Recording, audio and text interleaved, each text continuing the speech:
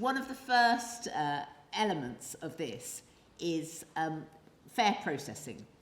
Clear Channel works off 6 FAIR principles as part of our ethical, responsible platform. A key one is fair processing. And Andy spoke about the location data and that we buy in aggregated data. We're not ever collecting data from the screens, but from other data providers, we collect in information. That might have been collected through apps, it might have been collected from telcos, etc. But we go one stage further than just buying it in. We want to be and have a responsible supply chain. So we work on the basis that we have an ethical data supply chain. So when somebody says, I can give you aggregated information, we say, that's great.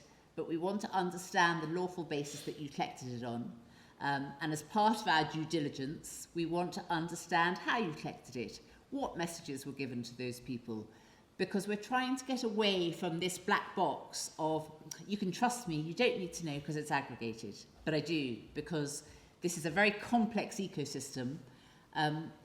You are never going to get it 100% perfectly to say, I've done it, but you want to try your hardest to say, when I'm using suppliers, just like you wouldn't want to use a supplier that has used slave labour, you wouldn't want to use a data supply chain where the data has been collected incorrectly.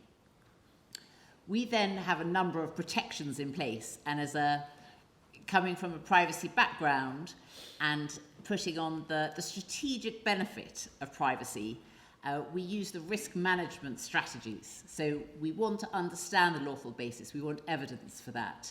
We use anonymized and aggregated data. It is still, even though it's aggregated, processed in a secure manner. So all of our insights are grouped. As Andy said, we're not in the business of one-to-one. We are in the business of a one-to-many. And that is the benefit, where we want to show added value to our customers, but we also want to avoid any potential creep factor or untrusted delivery of adverts.